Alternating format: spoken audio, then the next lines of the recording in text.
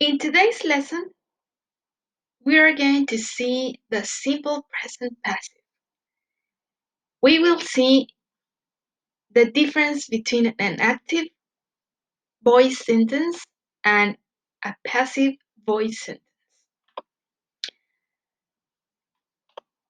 The first thing that we have to do is to identify the doer. The doer is who does the action. You're going to notice that in the active voice sentence,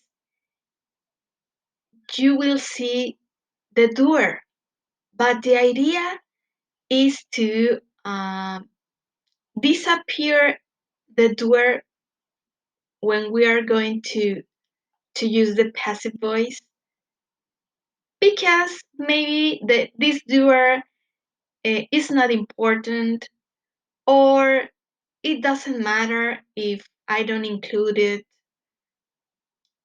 The thing here is that in the passive voice, the important thing is the object and not the doer.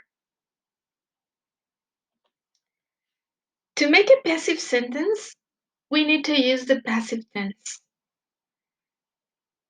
Now, we are going to see the steps to turn an active sentence into a passive sentence.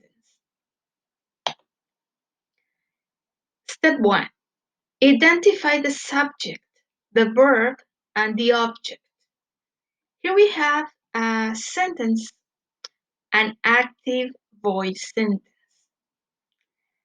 So we have to identify the subject, that in this case we have the subject in green. And we have to identify the subject in the sentence. So they is the subject in this case. Then the verb. The verb is in blue. Export is the verb. Remember that the verb is the action. The verb in blue, and in blue we have to identify export as an action. And finally, identify the object.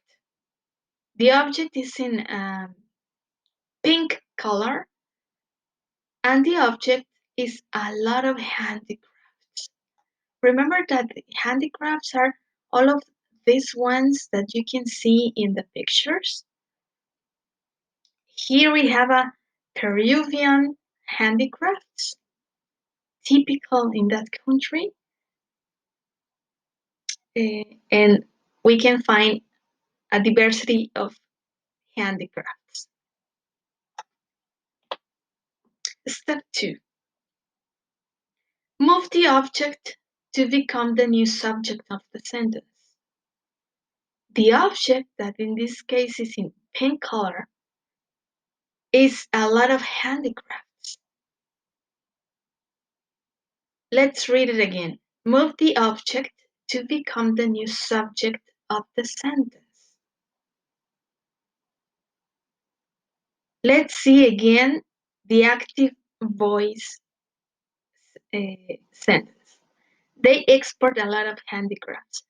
But when we turn it into a passive voice,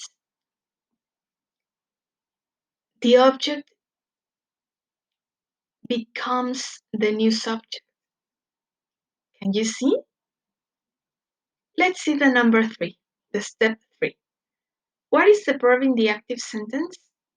Let's go to see again what is the verb. In this case, is export, that is in blue. Remember, the verb is export. Okay, we have identified the verb. Step 4, conjugate the verb be. Okay, you have to be careful to conjugate the verb be according to this new subject.